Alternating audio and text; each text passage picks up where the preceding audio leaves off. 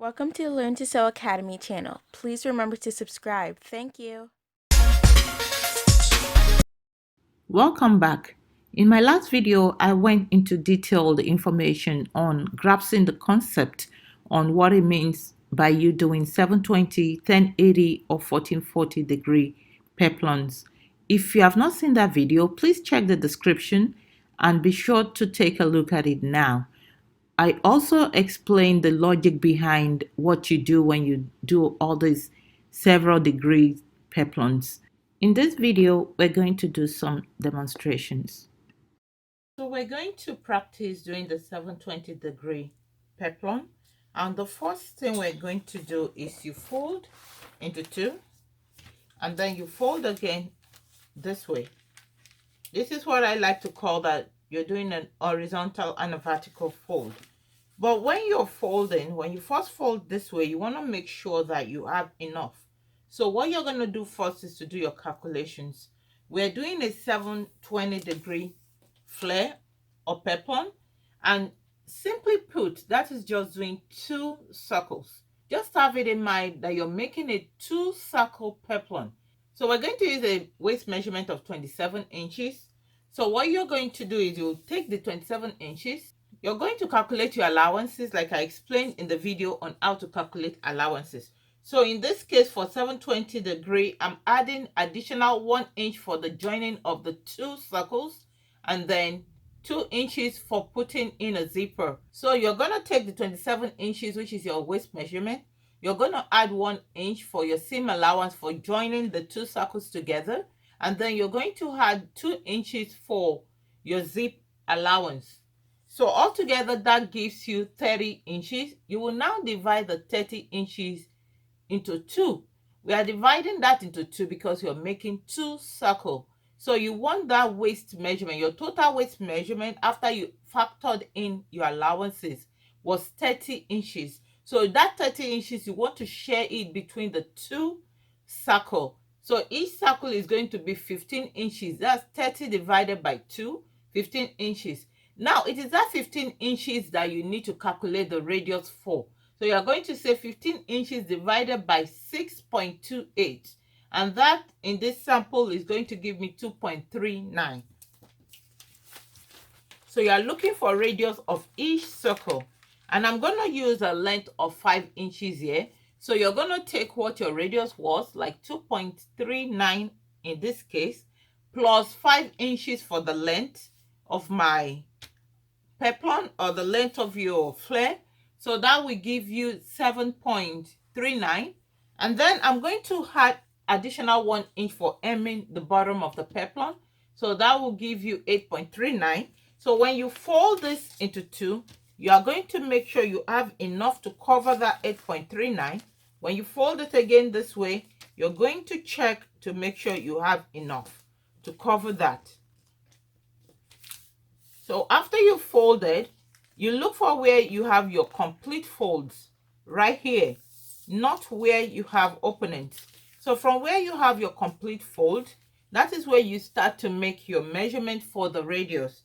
So the radius we had here was 2.39, and you're just going to look for the closest measurement on your tape roll to that. Whatever yours is, you're going to look for what is closest to that. Now, it's better to do more than to do less. If it's too small, then there's nothing you can do about it. But if you have it too big, you can always adjust it when you are sewing. So if you can't find the exact measurement on your tape measure, you just go a little above to the closest that you can find. So you start to measure from this tip, and you just do whatever measurement you have. And then you just want to connect those marks. After you do this, next is to measure the length of your flare or your peplum. So I'm using 5 inches, and I'm going to add 1 inch extra.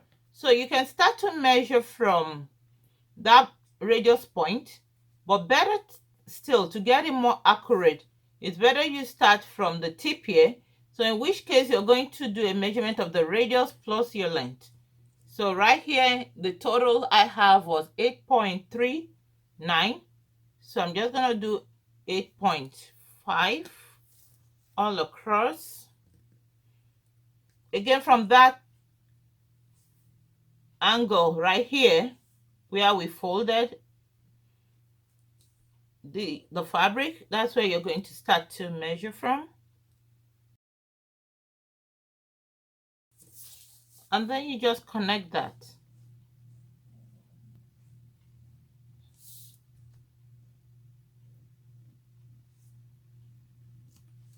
Now, if you've seen my other tutorial on how to make circular sleeves or any form of circle, there's something I always say, that when you are about to cut, you want to make sure not to cut on this radius line. The reason you won't cut on the radius line is if you cut on the radius line, by the time you want to sew, you're going to be sewing it further down here. And by the time you finish sewing, it's going to give you a bigger waist, you know. So around there is going to be bigger than what you want. So for you to be exactly at your radius point where you wanted, which is going to be like your waist, or if you're doing sleeves, like your sleeve round, whatever it is, that exact radius you measured is what you want, because that's what's going to give you your exact measurement. So you want to come up to put your allowance, your sewing allowance.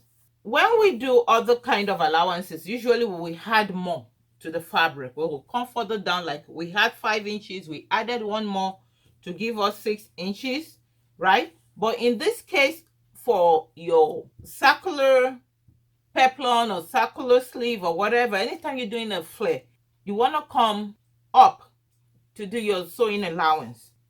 So I'm going to do 1/2 inch. So whatever you want your sewing allowance to be, you come up and you mark that.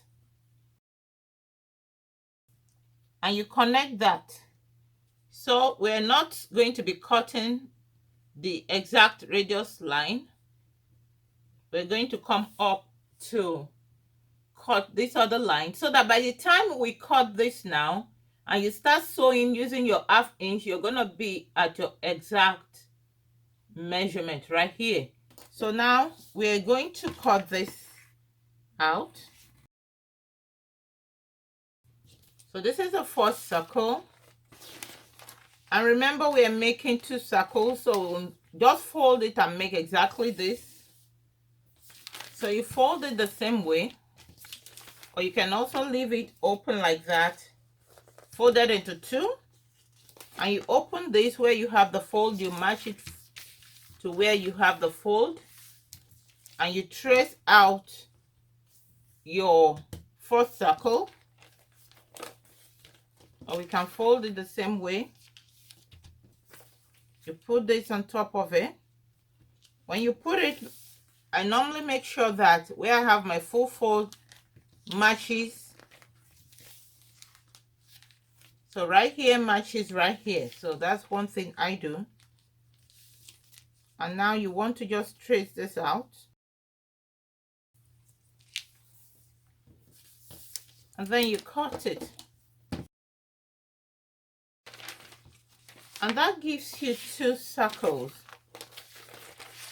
So 360 plus 360 gives you your 720. So what is left is you want to open one side of both circles.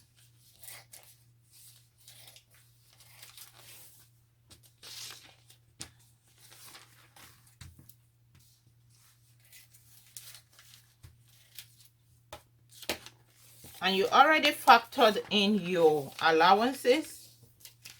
So what you're going to do is you're just going to join that part like that. Then the other end is going to be where your zipper is going to go in. We added 2 inches for the zipper, so it will be 1 inch on this side folded in, 1 inch on the other side folded in, and we had 1 inch for the seam allowance. So when you're sewing, you're going to be using 1/2 inch seam allowance. So half on this side, half on this side. makes up the 1-inch seam allowance. And it's that simple. Just 2 circles, you get your 720-degree peplum. This is what it looks like when we're done. And it's the exact same concept you're going to be using whether you're doing a 1080 or a 1440-degree peplum. To cut a 1080 degree, then you're going to need your waist, which is 27 inches, plus 2 inches for the zipper allowance. That brings you to 29, plus 2 inches now for the seam allowance. So that brings you to 31. In this case, you're working with 3 circles, so you're going to be joining 3 circles. So to put it simply, your 1080 is simply 360 plus 360 plus 360. This is why you're adding an additional 1-inch seam allowance to bring you to the 31 inches total waist. So this 31 inches total waist is going to be divided by 3 for the number of circles. Whatever you get after dividing is what is going to be the waist for each circle. So you take that and you divide that by 6.28 to get your radius for each circle. In this case, I got 1.65. So if I were going to do the 1080, you're going to fold it the same way I showed you when I was doing the 720. You fold it like that. But in this case, the radius is going to be 1.65. And then you're going to calculate the length of your peplum or your flare. And whatever the length is, you're going to add your hemming allowance and all of that. You're going to factor all of that in. So whatever that is what you're now going to cut. So let's assume we're using 6 inches again as a total inch that I need, plus my 1.65. So what we're going to do is, again, when you fold, you want to make sure you have enough. Whatever your length is, you will add that to what the radius is. You will add your seam allowance at the bottom, and that will give you your total. You want to fold it again this way. And as you are folding, you want to make sure again that you have enough. So what we're going to do now to cut this is you're coming to where you have your complete fold here. And that is where we're going to start to measure for whatever your radius was. So next thing to do is to calculate the length of your flare or peplum. And you can start from that tip over there. You add your radius with the length you want, plus the seam allowance at the bottom of the flare. And that is what you're going to start calculating, to start measuring right from that tip all the way across. Like I explained with the 720 degrees, just come up by half an inch and mark for your allowance for around that radius area and connect the marks. Now you cut. Since you're making a 1080 degrees peplum, you need to cut 2 more of this, and then that'll give you your 3 circles. To make a 1440 degree peplum using the same waist measurement of 27 inches, in this case you're going to be working with 4 circles. If you do 360 times 4, that will give you 1440. So what we're going to do here is you're going to take your 27 inches and you're going to add your zipper allowance, which is 2 inches. That brings you to 29 inches. And then next, you're going to add 3 additional inches. So that'll bring you up to 32 inches. In my prior video, I explained why you're adding 3 inches. So you can check that out. It's very detailed and it will give you a good basis.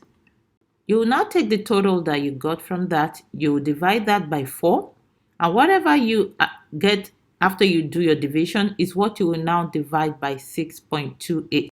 And this will be the radius you will use to cut each circle. Just like we did in the prior examples, you just factor in the length that you need and all that, and you cut your first circle. And after that, you cut the remaining 3 circles.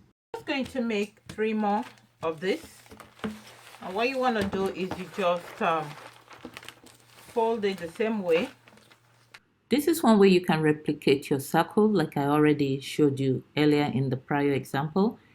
You just fold this into 2 and then you place your first circle spread out like this. You place it on it, you trace it, and you use that to cut.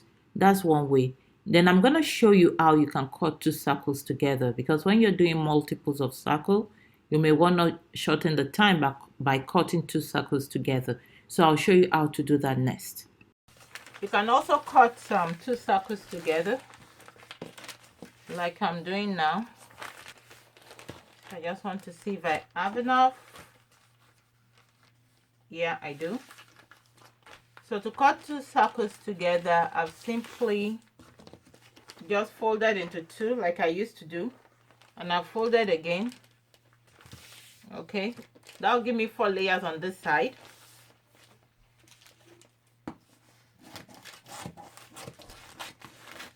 That's if you don't want to spend time cutting one circle at a time. If that's too tedious for you, you can cut two circles together.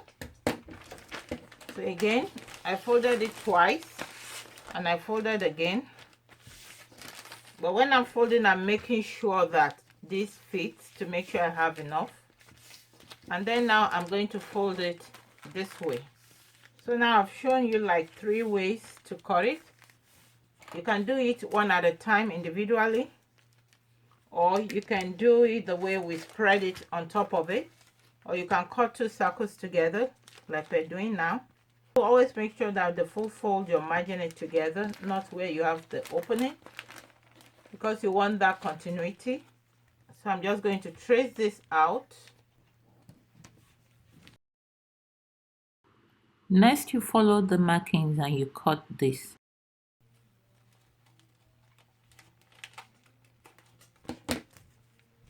And I should have 2 circles. So I have 2 circles, so this can speed it up for you. You have your third one. You have this one and this one. And then you just want to cut one side of all of them. Next step is for you to join all the different sides and leave the last opening for the zipper. This is what we have for the 1440 using wrapping paper. I do hope this video has been very helpful to you. Please be sure to leave this video a thumbs up. And if you haven't already, please remember to subscribe to this channel and click the bell for notifications. Thank you so much. Hope to see you in the next video. Bye.